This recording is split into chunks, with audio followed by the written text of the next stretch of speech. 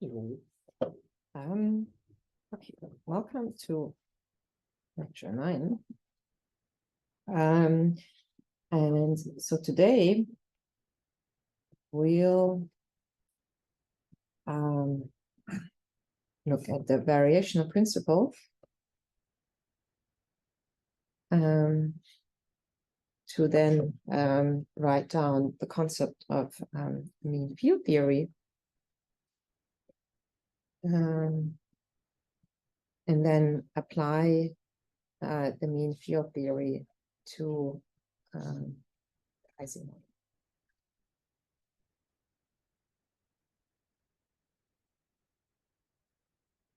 So what have we achieved so far, right? So we set out, we want to describe phase transitions in interacting systems and taking a focus at spin systems as simple systems that we can unfold our computational power nicely at. What we succeeded in is exactly solving one-dimensional systems, which we're boring because they're boring at phase transitions. And so with the series expansions last week and this week, we succeeded to the extent that we could determine the critical temperature of the two-dimensional Ising model. So we have at least identified the critical temperature of an interacting system where there is a phase transition, but we haven't achieved anything about the critical exponents that are governing the behavior at criticality. So we may not, but you could still be a little depressed of like, okay, so this is what we set out at, and what have we achieved so far? And so today we start with yet another concept, namely mean field theory, which will allow us to actually, within the limitations of mean field theories, actually determine the critical exponents of the Ising model. So that's a goal. We're getting closer to actually talk about the phase transitions as advertised in the beginning. And so the starting point is to look at the variational principle, which will guide us toward mean field theory.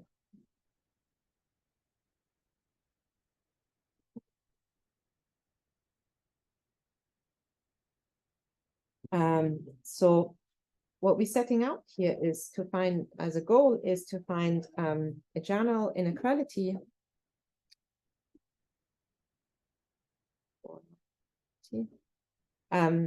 for the free energy of any thermodynamic system.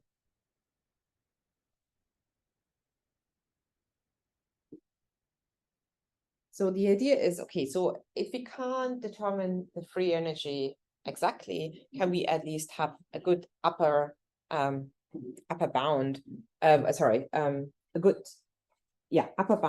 on the free energy, so that we can say something about the system. Okay, so let's quickly remind us how we get to free energy typically. Namely, what we do is we look at the partition function of the system. So which is defined by summing over all the variables of the spins of the system, and looking at x minus beta Hamiltonian, which is a function of the variables system. General, this is a set of variables that's defining the different states the system is. Now, the idea of this, can I get an upper bound for the free energy, is to say like, okay, I have a problem here. I can't make a statement about this specific Hamiltonian here, but what if I can split up this Hamiltonian into a sum of two, of which one I can actually calculate it. So the idea is now we split H into two parts. H is equal H0 plus H1. And we choose H1 such that we can really actually calculate the partition function.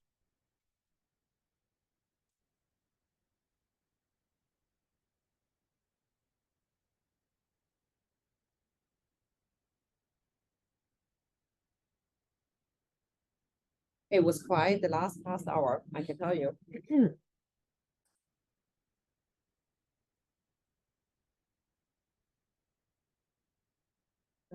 Okay, and so the partition function corresponding to H naught, I call Z0. And so having this in mind, I can now consider the ratio of the partition function I'm interested in and this partition function that I can calculate. So I consider now Z over Z0. And now I'm just for now copying this down. So this is the sum of all states. And minus beta H0 plus H1. And this is the sum of all states. Minus beta H0.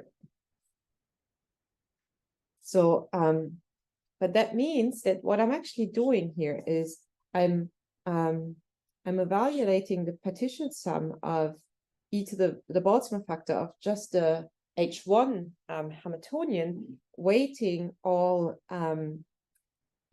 states by the probability of these states in the context of the Hamiltonian H0. H0. So okay, let me just write it in the equation, and it's easier. So what I'm doing is I can write this as, just write this out, e to the beta H0 over Z0 times e to the minus beta H1. And then I can identify this here. This is P0 of a state S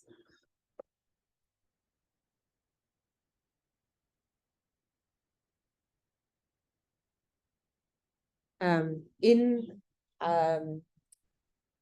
the context of the Hamiltonian H0. So in shorthand of writing this is to say I'm evaluating the expectation value of x minus beta H1 within the probabilities of states in my Hamiltonian that I can evaluate. Now, why is this cool? Well, this is very powerful now because I'm using the exponent. I happen to have the exponential function here, and I know that the exponential function is convex. So what is true for the exponential function is that for any function f, I have that the exponent of this function, the expectation value of this, the average value of the exponent of this function is always bigger than the exponent of the average value of this function. This is the definition of convexity. So it means due to convexity exponential.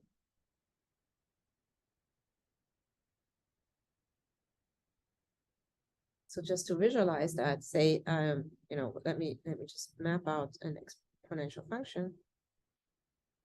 Kind of. Try again.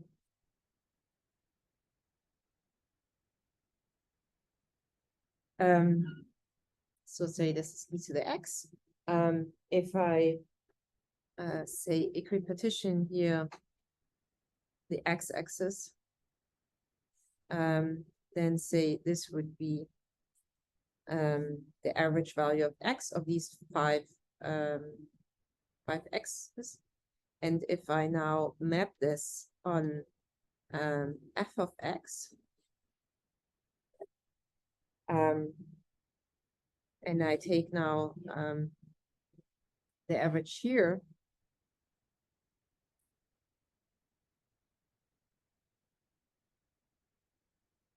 I may graphically see that this is fulfilling this inequality.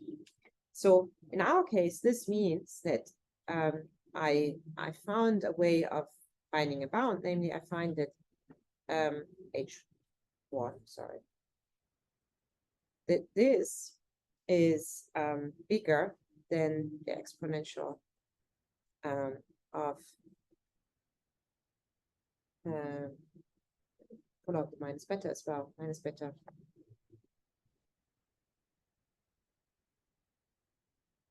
And so what this means now, if I translate this into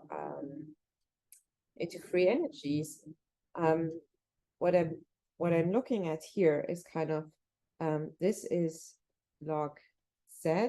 So I'm taking the logarithm of this function. So what I have here on the right hand side is log z minus log z naught.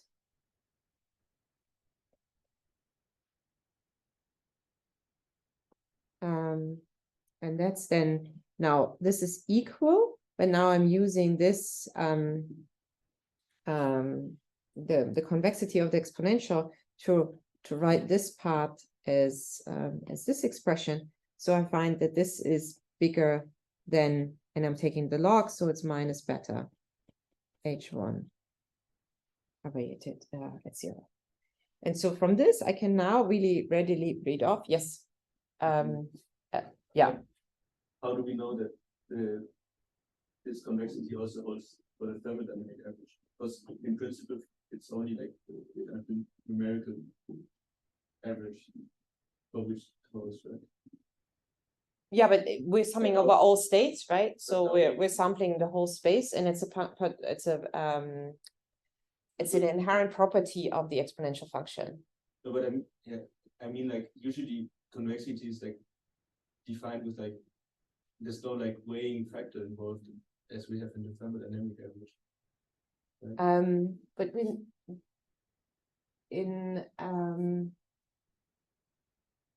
but we're taking the average of our weighing factor here. So yeah, with respect to the to H naught as the thermodynamic average, right? Whereas in the next line, when you write for any function, I guess it's meant as like kind of just the mathematical average of f in whichever interval you consider. But I mean, but this is, but so like I think now we're heading to like a discussion on which metric are we, right? So you're talking about the Cartesian metric where I'm applying it, and here I choose a different metric, but it's still the convex function and it's independent of the choice of the metric of the space. Like think about like, you know, that your weighing factor is a metric that's changing a space.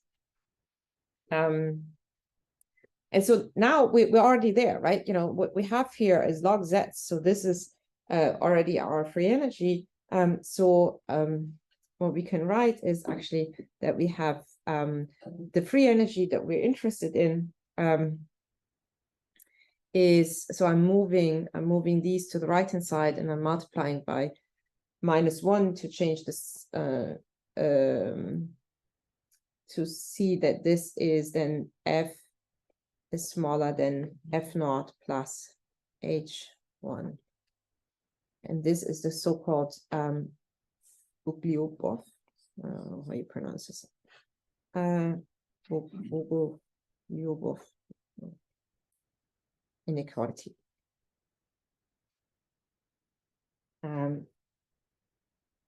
And that's actually the essence of mean field theory that we're going to rely on. That we can have an estimate of the free energy of any system by calculating the free energy of a system that we know, and then evaluating the average of the Hamiltonian of the real system for the states that we can actually sum over for the system that we know. So what we gain here is that it gives an upper bound for the free energy.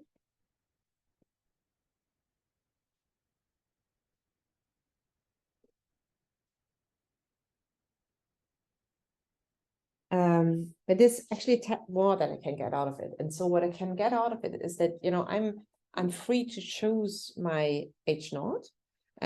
So like the system that I can evaluate, and I can choose it such that I actually have a free parameter that I can adjust such that I'm minimizing this function, right? So if I choose my my H naught such that I'm minimizing the right hand side, I'm gaining a better and better upper bound for the real free energy, right? So like think about this is the real free energy, and I have like lots of space of which free energy I can calculate. The smaller the free energy that I calculate, and the smallest that I can find is obviously the best upper bound. So if H naught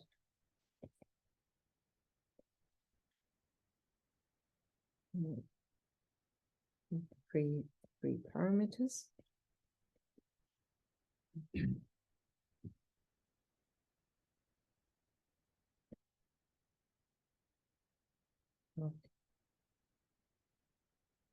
Ooh. The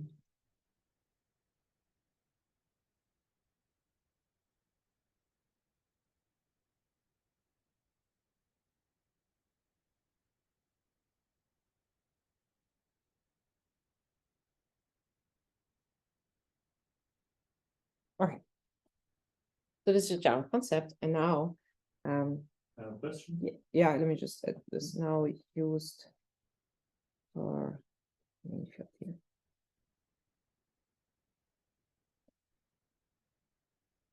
Okay, yes. But don't we change f as well if we change the free parameters? Because f is dependent on h0 and h1. So if we like vary parameters in h0, f and like the free energy, the total free energy will also change. So we don't only like minimize the right hand side, we minimize f like the left hand side as well. So we don't get a better bound, we just get a different one for a different system. But I'm choosing, I'm subdividing my Hamiltonian into two terms. Yeah. And f, like the f without any index is the total free energy. Yeah, right? it's the free energy that belongs to that one, but it's still that the system that I'm describing. So I'm trying to describe full H, Yeah. like the full system. Yeah. And obviously the best would be if I can exactly calculate full H. I can't. Yes. So I'm doing the best. I'm making what I'm doing with minimizing this function on the right hand side is I'm choosing the parameters. I'm giving you a protocol of choosing the parameters of choosing the H naught such that you're minimizing the error in your estimate. But yeah, I'm still what I'm changing is like how am I I'm choosing this H naught. Oh, okay. Oh, so H1 implicitly also depends on these three parameters. I'm just changing the splitting of these. Exactly. Okay, then I misunderstood. Yeah. Yeah. So I have, So I'm just making this estimate as good as possible. Okay.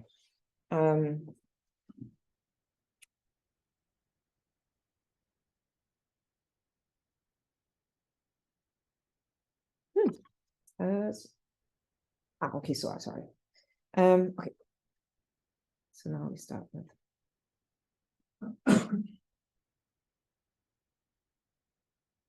and here we follow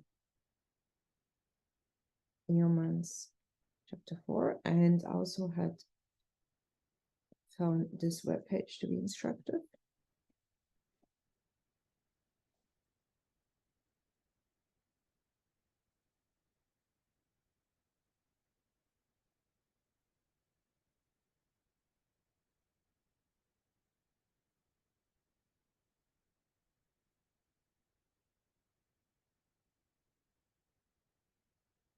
Okay.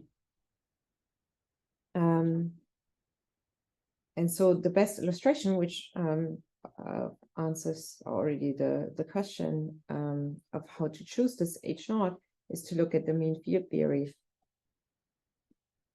for the Ising model.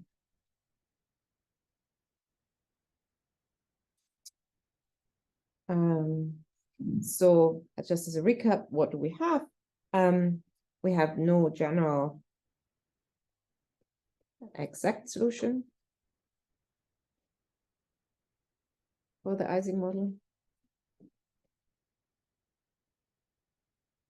And that, given that this is kind of the simplest spin system we have anyway. For D=1, we do have an exact solution, which gave the model its name, because it goes back to Mr. Ising in 1925. And then it took another 20 years to get an exact solution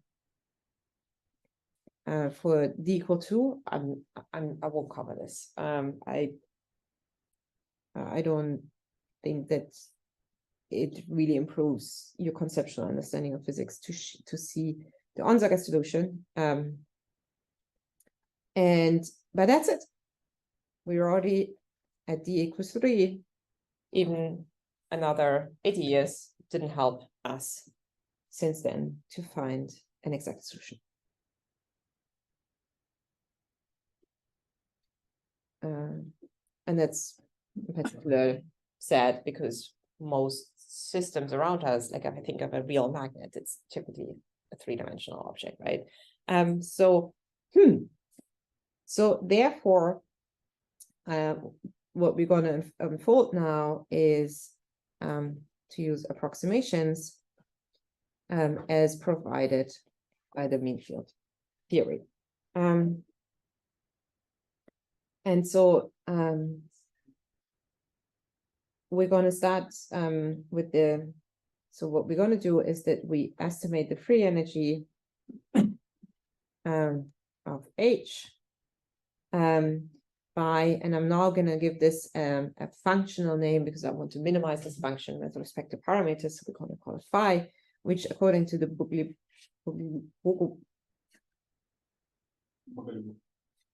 thank you again now Bogoliubov.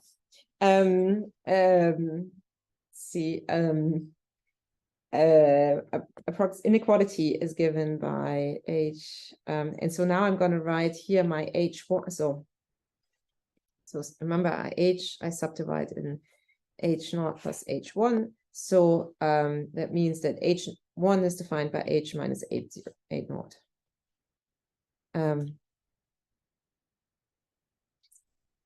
This was the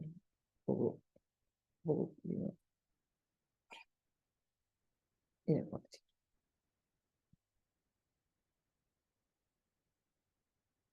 And so just to make sure, this is the free energy of H0, and this is the average taken over an ensemble defined by and then we will be referring to the so-called mean field free energy FM mean field as the free energy that I get if I minimize this functional phi by varying the parameters of my approximating Hamiltonian H0. So this what this means here is that I minimize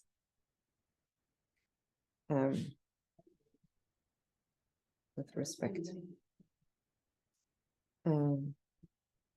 to the variational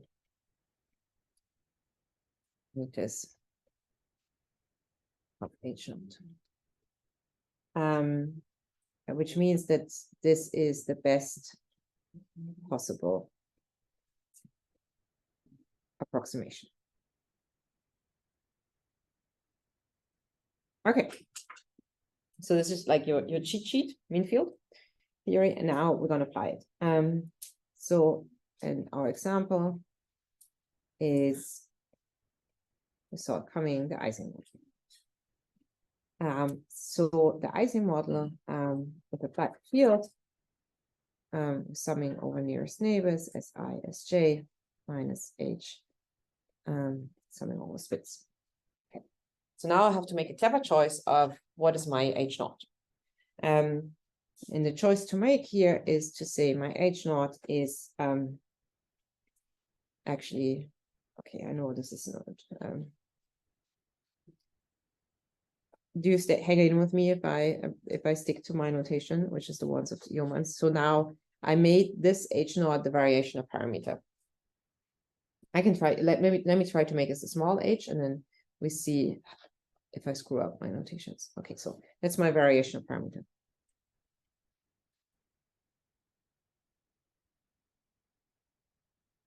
Then I will minimize with respect to. And it turns out, and that's why the other notation, what this actually means is that I will describe the system by, so what the setup of the Ising model is, I have the interaction of the spins, and then I can have an external field. Now I'm describing this system with this Hamiltonian, which means that I say that on every spin, there is some field acting, a field of strength H. And so this field that is now acting on all spins, this is the field that is generated by the applied field, but also by the spins surrounding me. So that's the mean, so-called mean field that's generated by the alignment of spins in your vicinity.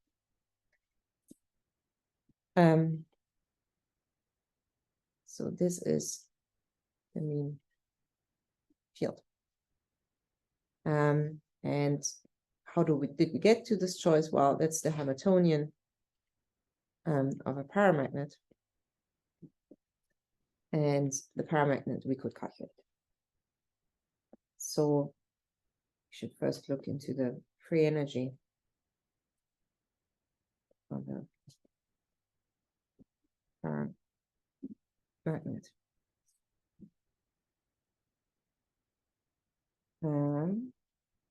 C. Okay.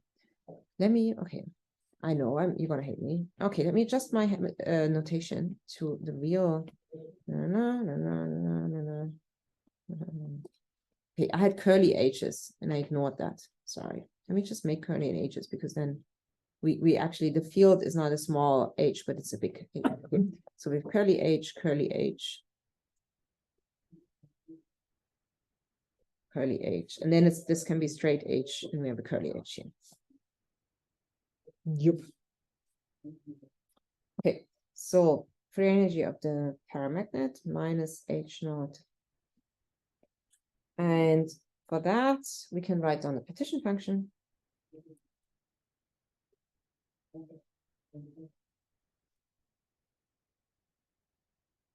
So states, this means H naught.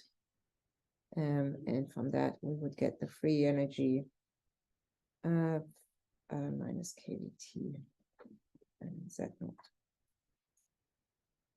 Okay, so why did we choose the Hamiltonian of the paramagnet? Well, in the paramagnet, we don't have any interactions between spins, and so we can calculate the dynamics of a non-interacting system. So for the non-interacting system,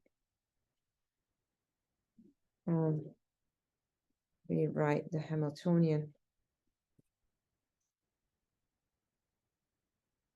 as a sum of separate states, separate parts. So I can write H naught as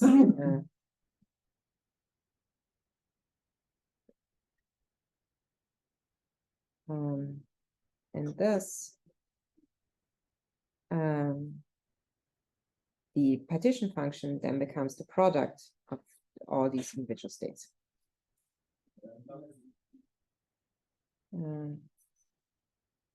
Where every individual partition function Zi is then given by summing over taking the spin I to be plus or minus 1, e to the minus beta, the energy of this spin only. And so this Zi is then, if you go back to the definition of our Hamiltonian, so the spin can be +1 or -1. So that means that I have two terms that I'm summing over. Why? Ah, okay. I don't know what happened. How do I get rid of this again? Sorry. So e to the minus beta h0 plus 1 plus e to the minus beta. Oh, sorry, there's a minus and a minus, so the minus is cancelled. Minus beta h0 minus 1. And so we're back to our beloved hyperbolic functions, because that's what we read off here is actually two hyperbolic cosines beta h0. And then similarly, the partition function, that was the sum over all these states is then given by the products of all these zi's. So it's the products of 2 cos h beta h0, and the product goes over all spins in the systems of which we have, say we have n. So we find 2 cos h beta h0. And then the free energy is minus kBt ln of 2 to the n, which we rearrange to minus kBt n ln 2 .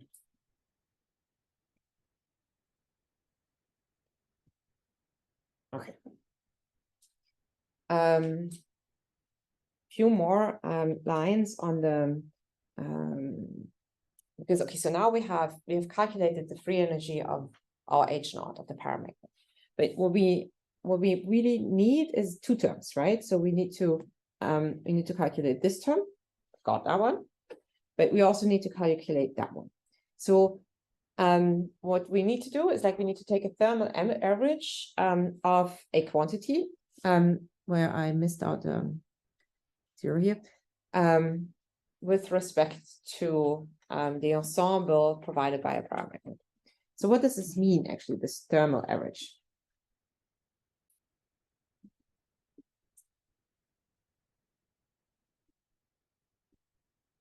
And so for that, let's look at the simple example that you are familiar with. Let's look at the thermal average of a spin, say spin I, let's make it a specific spin, for the paramagnet. So the rule to do that is then to say then I look at the partition function now,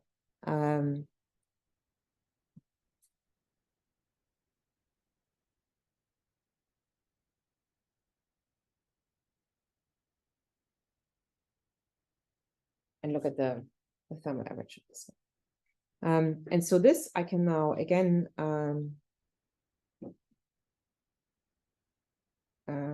I can now evaluate.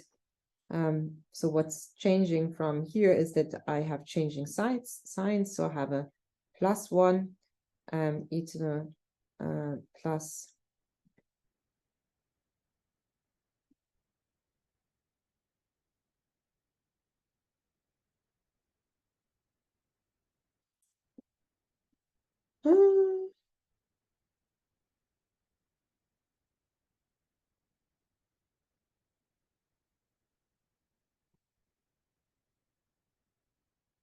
all these signs that they all got lost all the time.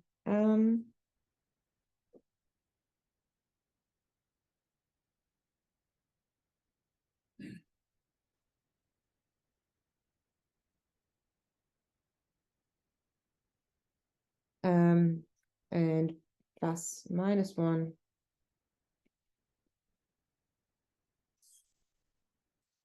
And then I can lump in the partition function of this individual spin, which we just calculated to be. And so what this above actually means is that this is nothing else than the hyperbolic cosine. So we have two sine, hyperbolic cosine of beta H naught over 2, which gives me tangent. So, this is a general system way of how we do this. So for the mean field approximation, what we need,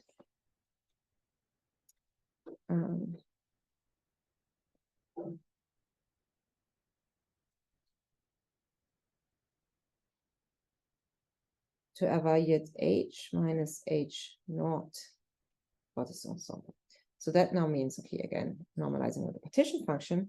And now I want to sum over the states of the system. And here I'm now lumping in this difference, right? So what is this difference? Scrolling back. So it's taking this Hamiltonian minus this Hamiltonian, right? So what I get is H minus H naught as a prefactor in here, and then this term stays the same. So I get minus J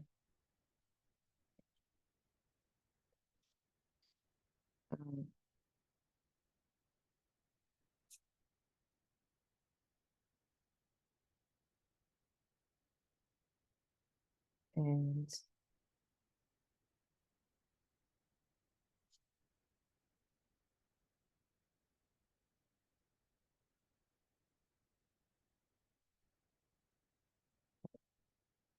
but what this actually means is what I'm doing here is I'm actually evaluating this this partitioning in a setting where the spins are non-interacting, right? So what this actually means is that if I look at these individual terms, this is just actually taking the thermal average of the spin with this prefactor, and this is taking the thermal average of the product of two individual spins.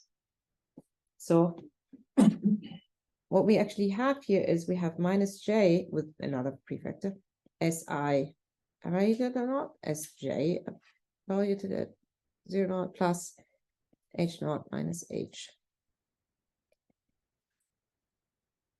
Sorry, and the sums we should take along. Sorry, Ij.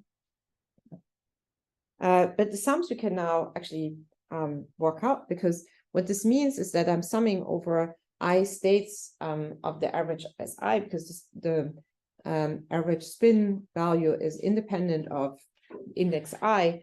What this means is that I'm just summing over all states, so this sum becomes a factor of n. Here I'm summing not only over all spins in the systems, but I'm actually summing over all bonds in the system, right? Because I'm enumerating the neighborhood of nearest neighbors. So it's not just a factor of n, but there's a coordination number, which is like taking into account that depending on which dimension you are, in one dimension you always have one neighbor, in 2 dimensions you have 4, in 3 dimensions you have 6, and on a cubic lattice, and we can put it onto other lattices. So the careful notation for that is to say this minus J, and then I have Zn over 2, because I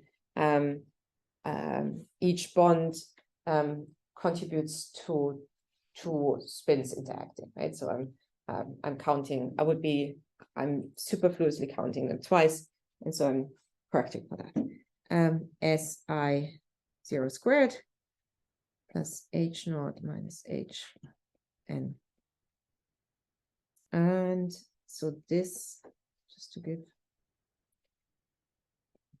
explanation, in each lattice side has Z bonds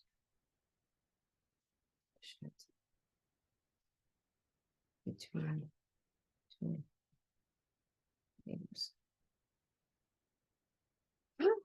So we have them. So we have both terms. So we're just a way of like, okay, let's, just quickly put them together. So what we had is we defined our function to vary as f naught plus h minus h0. And so now if we just lump this together, we find for the Ising model that the f naught was up there. So minus kbt and ln 2 beta h naught. And then plus exactly this term, which consists of minus j. Sorry, and I lump in the value for the SI as well, which is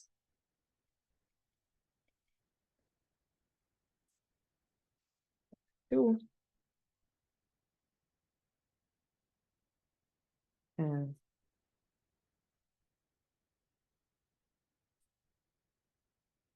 And so this is one estimate of my free energy of the Ising model, and now I can do better by minimizing this function.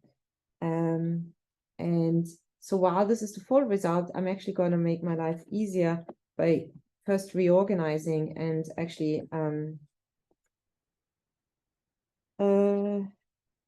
writing this back into its constituents by noting that this is actually kbt ln z naught minus jzn over 2 s squared plus n when now, oops, there's no h there.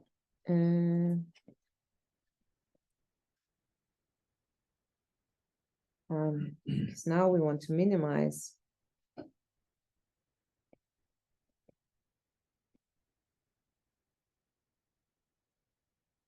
with respect to h naught. So we do,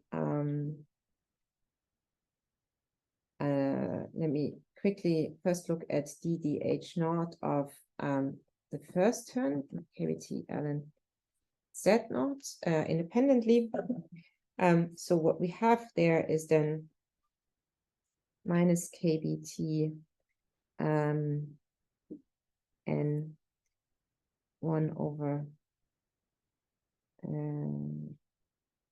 z naught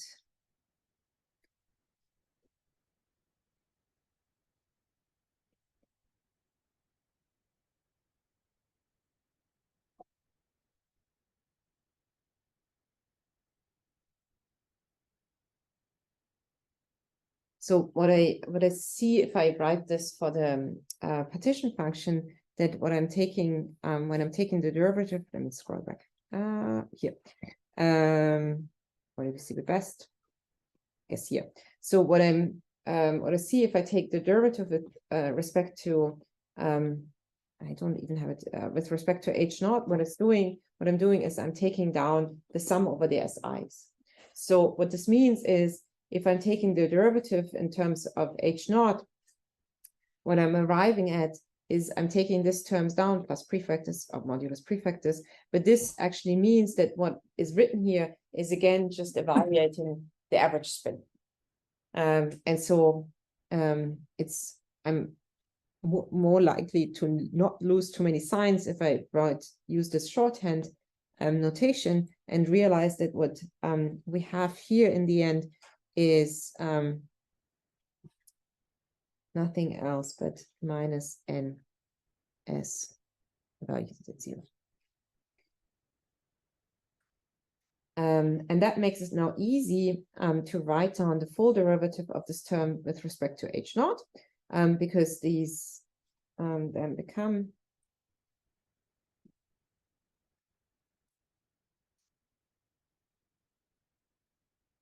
so that we have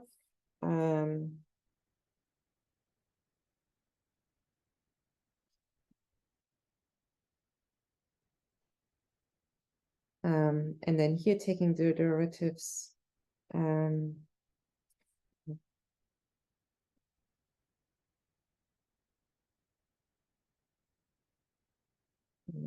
we get a factor of 2.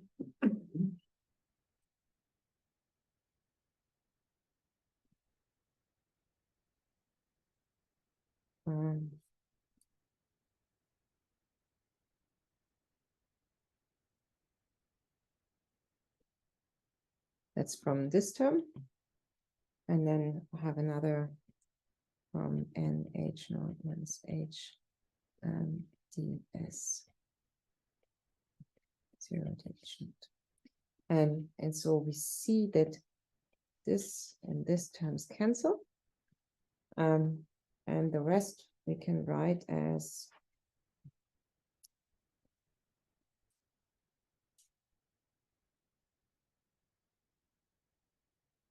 two's cancel, sorry.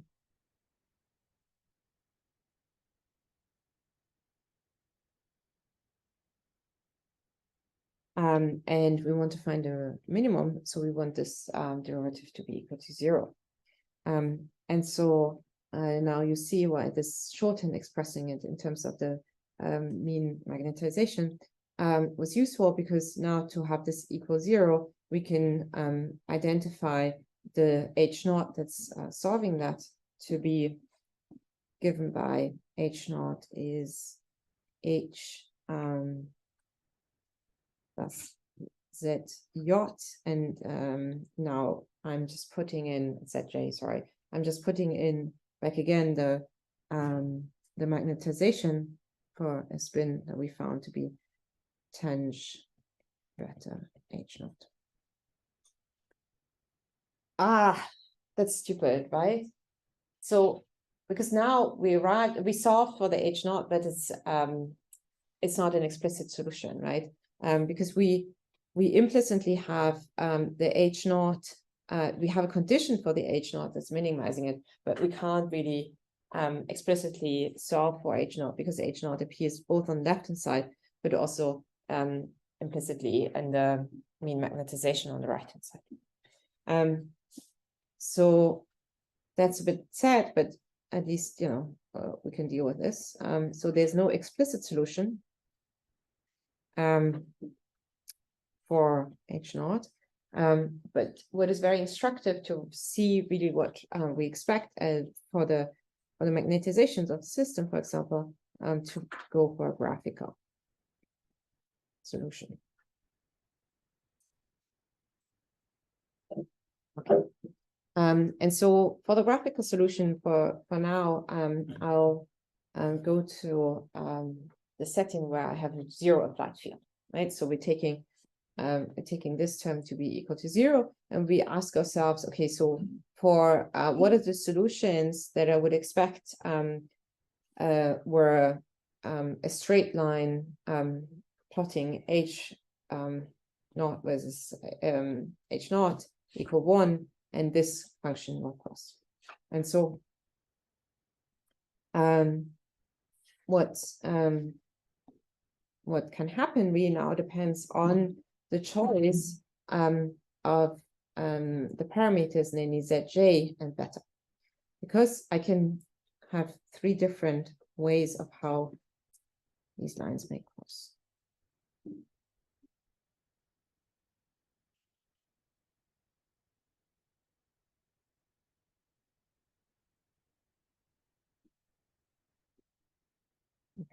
Now I'm plotting the left-hand side and the right-hand side. So the left-hand side is easy. That's always a straight line.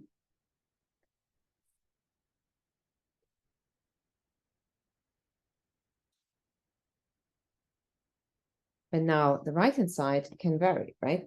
Because depending on the choice, I mean, I always have a tangent H, but it can have this shape, or it can have, that's important.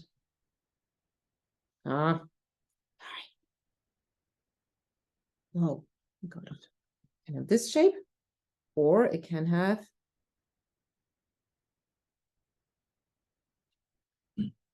this shape. Why does it matter which shape the right-hand side takes? Because the crossings determine our H naught. And so remember, this H naught had a meaning. This H naught was the parameter that we minimized to have a very good estimate of our free energy, but it also had this back. This idea, what we're actually doing is like we're approximating this whole system by the mean field, the magnetization that is generated due to the spins in the neighborhood of the spins being aligned. And so what this now tells us that I can have a setting where there's only a crossing at 0. So that means that my H0 is 0, which tells me that there's no field generated by the spins. But if I change the parameters that govern this green curve, I can go into a region where I have 3 crossings. So that means that I can have still my solution that there's no mean field magnetization, but I also have 2 non-zero H0s popping up here, H0 and minus, it's symmetric. And so I can have a certain finite magnetization. And so why is this exciting? Well, because can we have a quick look? Okay, so we just said like these are parameters, but what do these parameters actually mean? So what I'm looking at here is the coordination number of my lattice, the interaction strengths of my spins, and in beta, I have my temperature. So what this actually tells me is that what I'm varying when I go in here left and right is I'm varying the temperature of the system. And so if I'm above a critical temperature, I won't have any order in the system and I won't have a mean field magnetization. But if I'm below a certain critical temperature, I can have order at finite temperatures. So I have a phase transition. We have a phase transition. What determines the phase transition? Well, that's why we have this third drawing, is there's this tipping point at the critical temperature when the slope of the right-hand side is exactly 1 at the origin, and for any temperatures smaller than that, I will have the new crossings popping up. So this is slope 1 at H0. Then we have a phase transition. Ta-da! We can finally predict one. Yes. It kind of confuses me that this argumentation works in 1D, assumingly, because in 1D, then I just said Z equals like 2. Yeah. And then I would somehow expect that in 1D there's also a phase transition, which isn't the case. Yeah. So it's an approximation. Yeah. And you found its flaws. So it's like half a page on my notes away. And so okay, so we find a phase transition, but the flaw is that taking this mean field approach, we haven't specified our dimension, right? We haven't specified so what we here find now is we have a phase transition so there's a coordination number coming in, but you should have which defines the critical temperature, but we should nevertheless have a phase transition at all dimensions, and that's not correct. So it's an approximation, and the flaw is that it only works well if you have a high coordination number. And so the idea is what we're doing here is like we're representing the field of the neighbors by this mean field H. And so mean field means in the sense that I'm taking the average over the entire ensemble, and I'm saying like this is the mean magnetization I have of my entire ensemble. But is this really a good representation of the individual neighborhood of a spin on the lattice? That's not always true, because I can have a 1D system, but the 2 and only neighbors that my spin is experiencing happen to be, fluctuating in different directions, and there is no the deviation of the local neighborhood from the average result in small dimensions is likely to be high, and the higher the dimensions, the bigger the ensemble, the number of neighbors becomes for an individual spin. And so the closer I get to my central Liouville theory. So we know that if I take enough samples of an ensemble, that I eventually reach the average value. But actually describing an entire system by an average value is only true if I take a lot of samples. And so just taking 2 samples in 1D is not a good choice. And it turns out that if I go higher and higher in the dimension, I increase the number of neighbors for my spin, and thereby I'm taking a larger sample. And this is actually a good description. The cool thing, though, is with this caveat in mind, we can actually calculate critical exponents, and these critical exponents guide us to at least have an idea of what kind of behavior would I expect at a phase transition that we hadn't before, right? We had a temperature that was it. In 2 dimensions, but also mean field theory has its flaws. Oh, now I'm gonna write down what I just said. Oops. So what we predict here within this theory is a paramagnetic phase. Oops.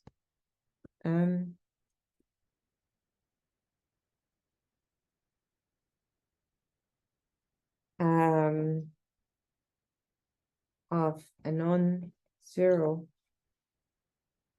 magnetization.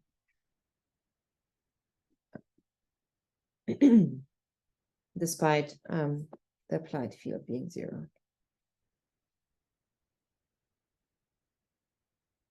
And so why actually do we see this behavior? It's due to the collective behavior of the interacting spins.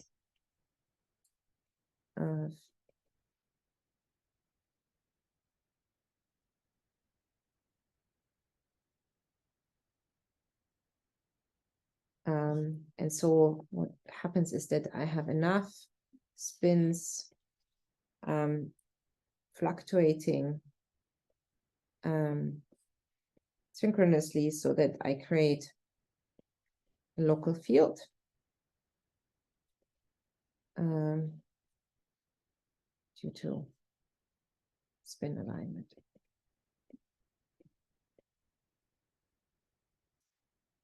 And I can here now nicely read out the critical temperature.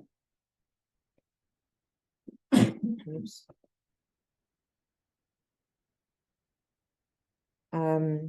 Which is defined by slope of Zj tangent superbolicals beta H naught being 1 at H equals 0. So that's something that we can calculate, dBH naught of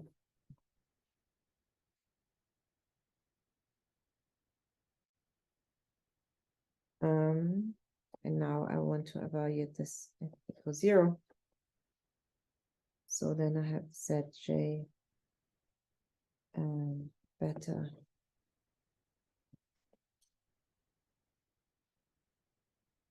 and if we evaluate this at 0 field, we see that this is just Zj beta, which I want to rewrite as Zj over kBT critical temperature, and that's equal 1. So we find that the critical temperature within the mean field approximation is given by the coordination time error and the interaction strength, the Boltzmann factor.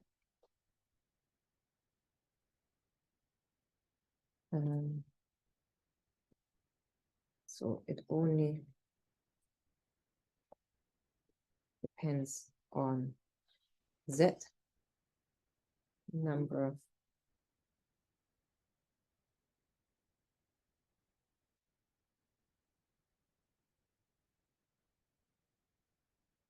And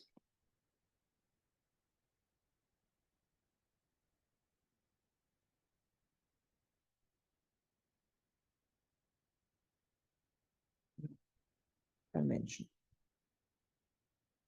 Okay, and so latest here, you would have noticed, okay, there's a flaw because I would have expected the dimension to pop in so that we rescue that the critical temperature can only be 0 for a one-dimensional Ising model, and this doesn't pop up. And so this brings me to this interpretation that I just gave you of the mean field results being only a good approximation of the dynamics of higher dimensions. But, in a way, that's not too bad because like in 1 dimensions, we can exactly calculate the Ising model, 2 dimensions too. So it's the higher dimensions that we have no clue what's going on. And we see that this should be reasonably good approximations of exactly the higher dimensions where we have no knowledge of. And also, just to say, this again was much, much easier to do all these calculations than enumerating. I see you poor guys, solving the problem sets and enumerating all these graphs and stuff, or, all this, right? And this is it. Like, there's no more magic to come, right? This was whatever, 2 pages on my notes, right? So it's a powerful method. So what we find here is that there's a finite magnetization H0 that is given by the applied field plus Zj and the magnetization generated by the spins. This is just rewriting this equation up here, right? This is the result. And so the magnetization is generated by the applied field. That's straightforward. But now also by, we have a contribution of at 0 applied field from the mean field from all neighbors. And that's the field experienced by a single spin. And so, that's, why it breaks down with different dimensions, because this approximation that the individual neighborhood of a single spin is well represented by the ensemble average is something that's only true if we have a large link, if we have a lot of links. So not accurate.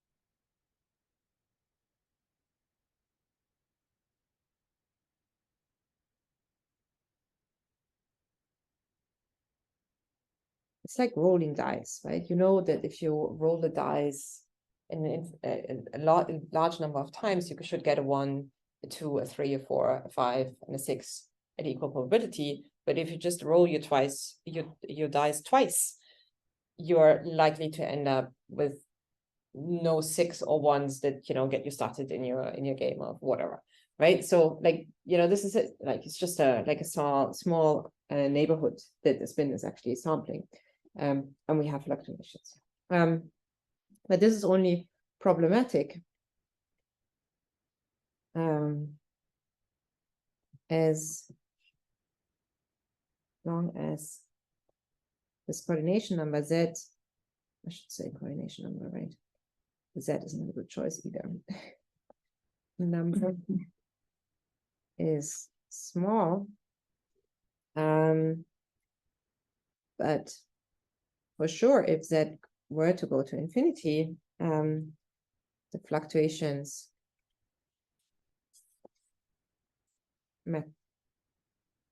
matter less due to, we know this from the central limit field.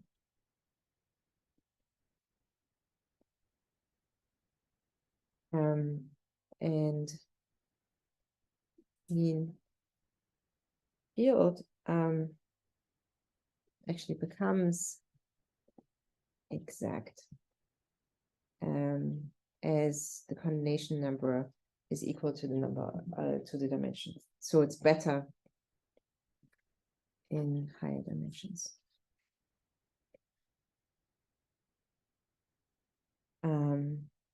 But for sure, in particular, the prediction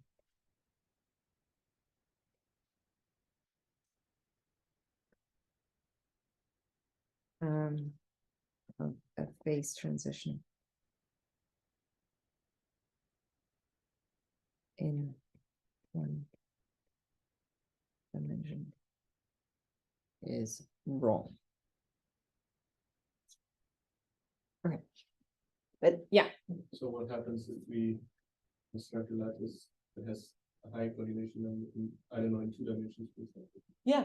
Would this make mean field theory more exact? And on this Yeah, lattice, yeah, yeah. Yeah, it's really like so it's kind of like is the number of dice that a single spin is sampling just because it has a lot of neighbors, is this a good representation of the average spin of the entire lattice? And so the higher the coordination number, the better. It just crossed my mind to make the statement, like really this approach of mean field theory is very, very powerful, and I will make the speech after answering this question. So remember, it's the coordination number only looks at the first neighbor.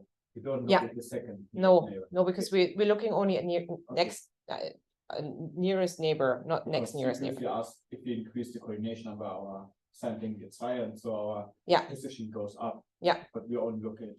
Yeah, exactly. So it's really like, you know, like in 1D, it's Z is equal to, exactly, and yeah. So we can only increase our coordination number by increasing the dimension of the system. No, you can You can like no, just change the level. Yeah, that's what square lattice, so that, I don't know. the next thing I would also. yeah.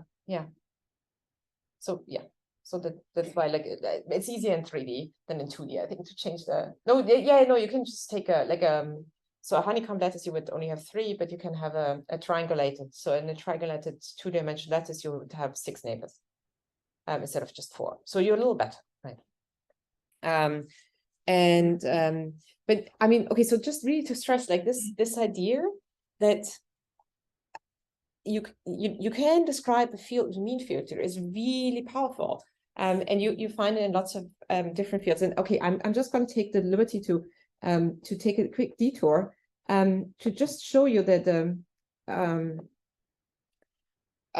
this approach is it's a very powerful concept, because what we do here is like we have a system that we cannot describe. Like this is the premise. It's not that like, you know, we're already aware of like there's all these other tools that we could use, but we don't know the system.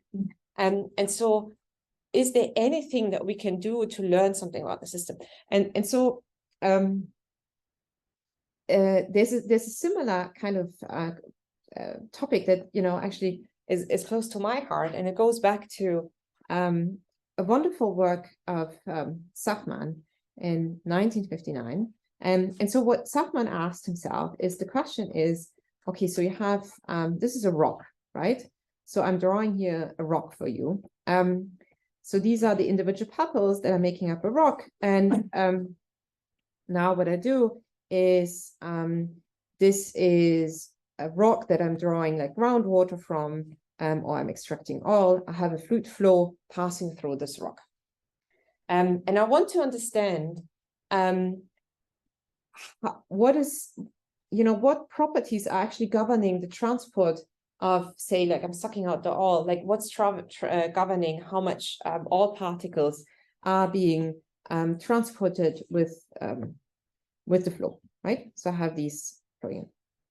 And this is really a very, very fundamental problem, because, okay, you may not care about oil power, of the oil power of our society, but you may care about like filtering the water that we have into clean water, which again, we do by, running the water through a filter, and that's again like this kind of structure. So it's really fundamental problem to understand this.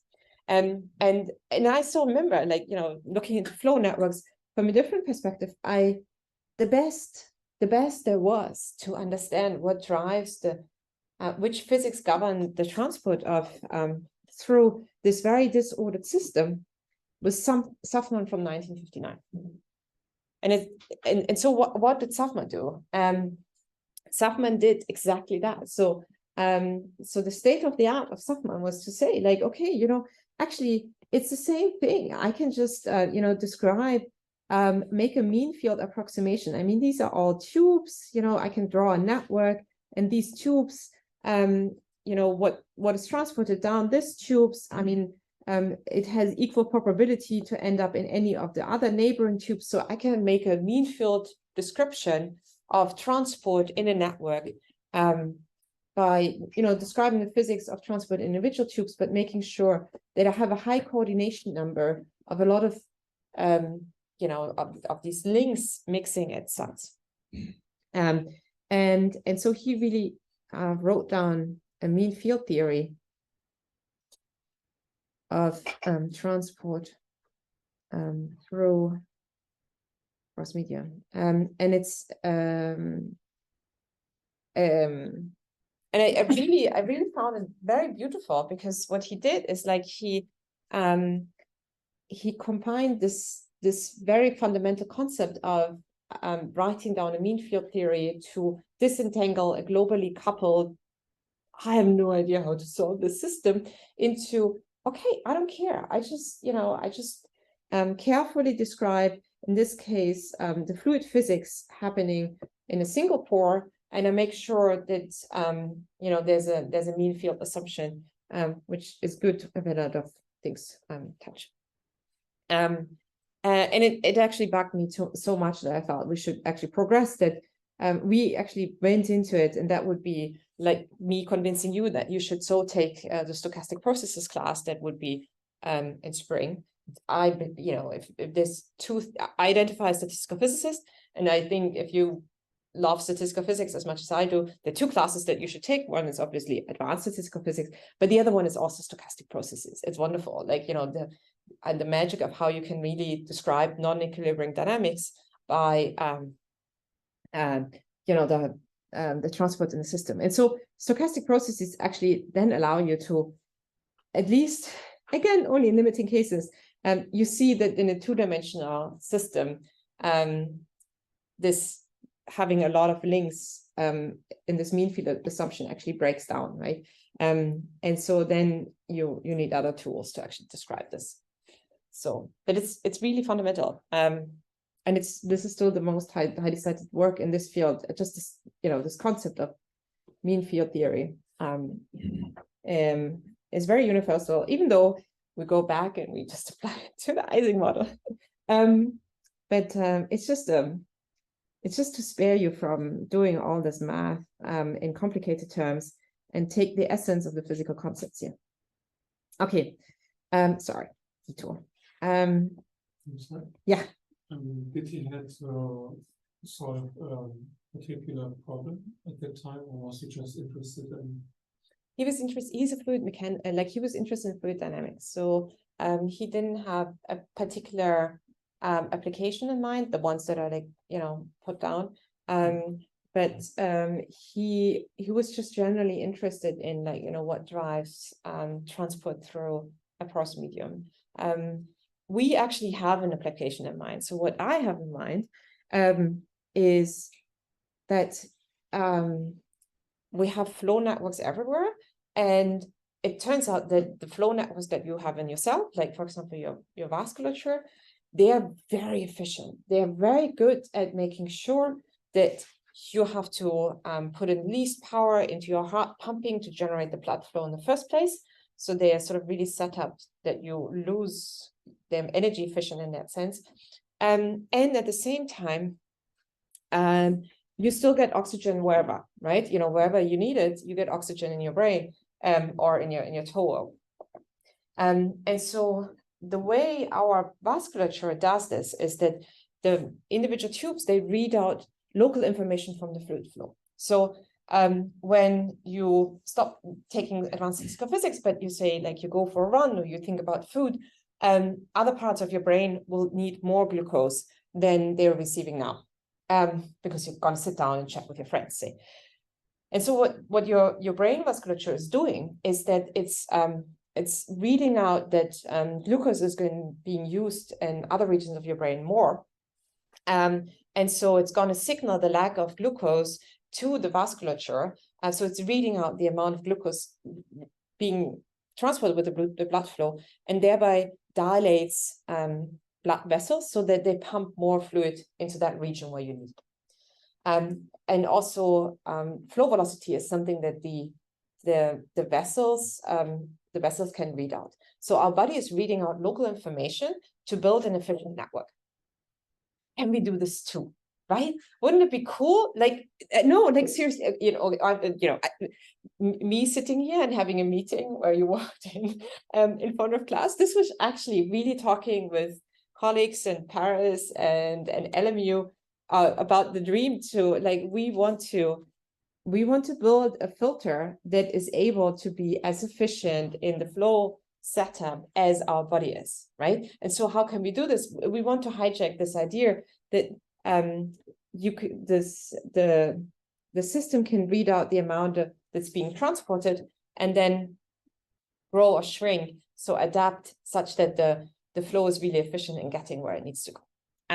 And so to that you have to understand the transport in a porous network. So I had to understand. And so now we have, as I said, stochastic processes are a wonderful tool to then really describe the transport in these systems, and then it works. It's nothing else than a random walk with a drift. So that's the connection. Yeah. But he's a seminal fluid mechanicist, and I know that obviously maybe you're not taking continuum mechanics, and it's.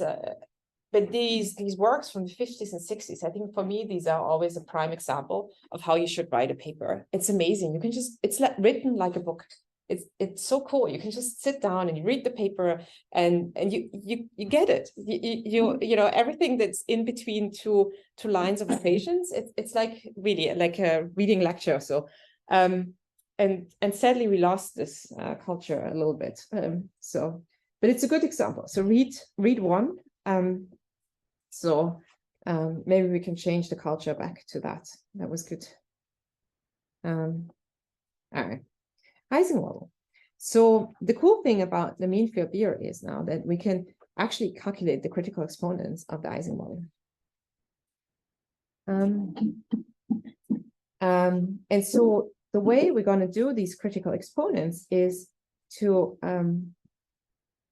express them in terms of the so-called reduced temperature.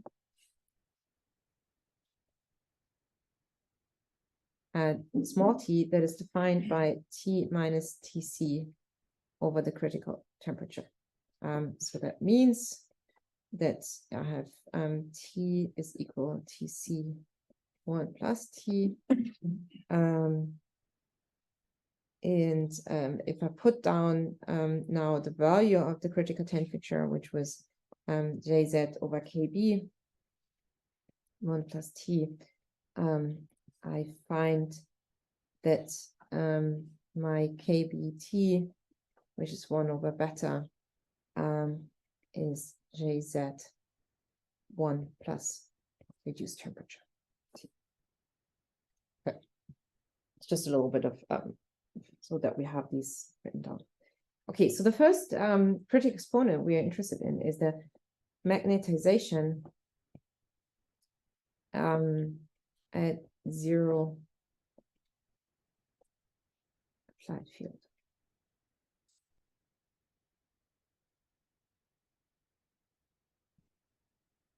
So remember, we had, this is our key equation, Zj, this implicit solution of our mean field. Now we go to h equals 0, so it's a little easier, and since we have h naught is then z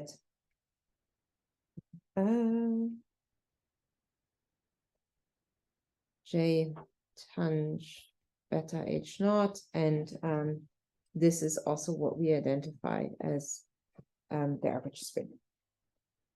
So in fact, what we have done is that beta h naught is nothing else but beta zj. Now I'm going to operate on this expression, a tangent hyperbolicus. And so from that, then I get beta h naught is equal beta zj is. And that's, I did this because I know that this is just the definition of the average spin. So what I have here on the left-hand side is just the average spin. Which I'm also going to call small m for magnetization.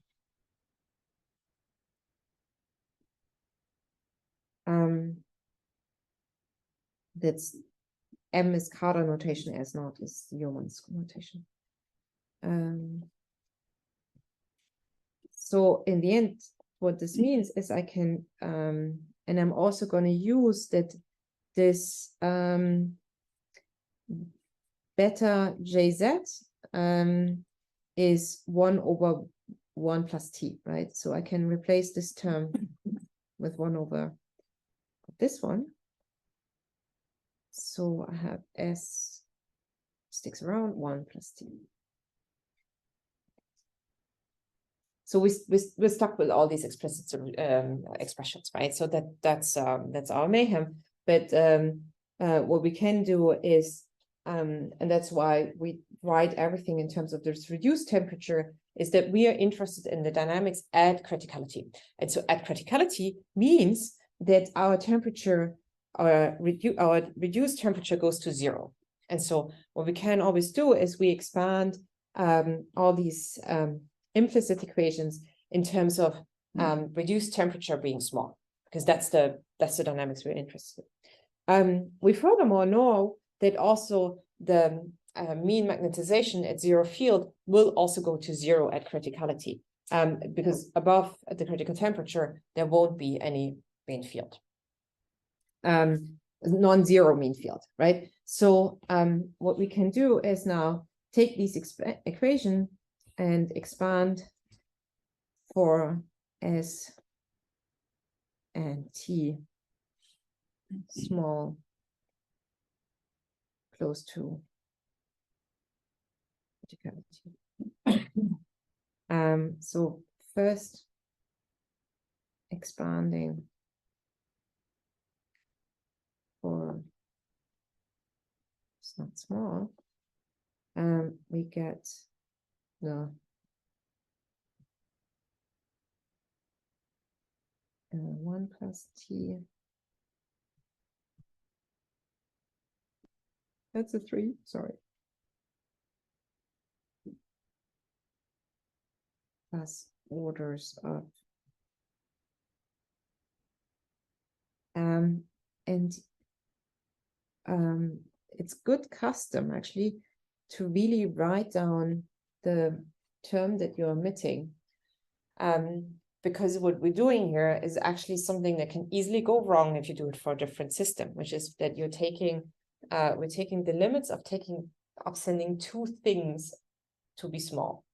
And it may happen that the order in which you take the, one thing, expand for one thing being small or the other thing being small makes a difference. So what you do is you always write down the terms that you're omitting, so that in the end you can check if this was a valid assumption, that these terms are actually small for the result that you get. So then expanding small, we arrive at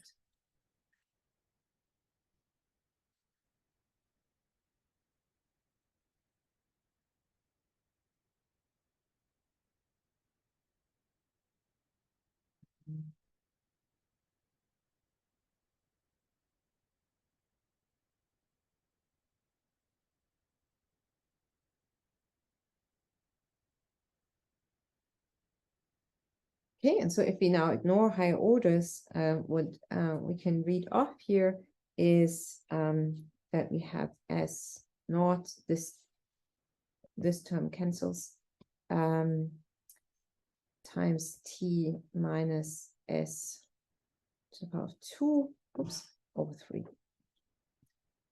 equals 0. And so this now has two solutions.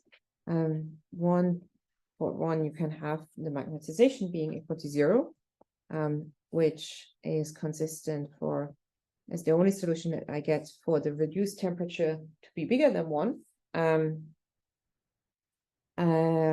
which corresponds to being above the critical temperature. Or we have this solution to this equation. Oh, sorry, my 3 is not really nice, right? So this is the 3 that's coming on down here. And then we have minus T to the power of a half. And that's for T smaller than 0, below the critical temperature. We found a critical exponent. Ta-da! There it is, a critical exponent. So this is now the mean field critical exponent of the magnetization.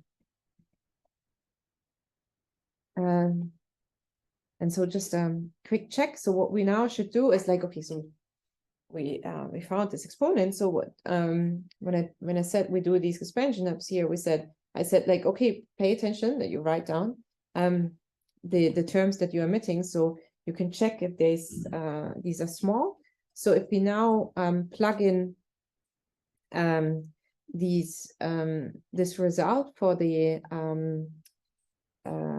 magnetization for the higher orders, we see that they all scale with T squared S naught squared T, or S to the power 4. So they all scale indeed with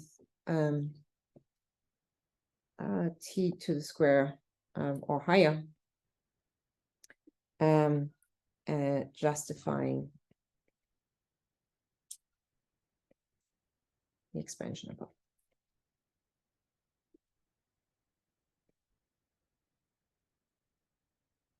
So what this means now, this result, is that if I now plot my magnetization equal S naught as a function of temperature, there's a critical temperature at which my magnetization becomes 0, but it grows as like this below this critical temperature. And so in this case, the magnetization really serves as an order parameter, because it tells me it's identifying the phase my system is in. So here,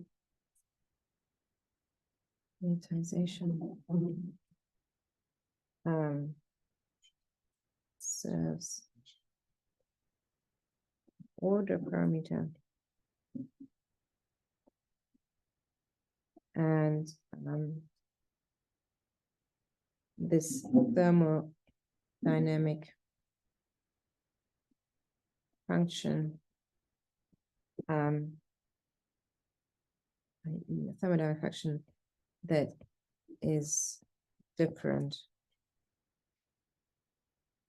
in each phase. So it can be used to distinguish phases. Okay, so we'll be prodding along and calculating more mean field critical exponents next week, and then discuss how well they actually describe the system. But for today, that's my introduction into mean field theory, and now we'll stop the recording and thank you for your attention.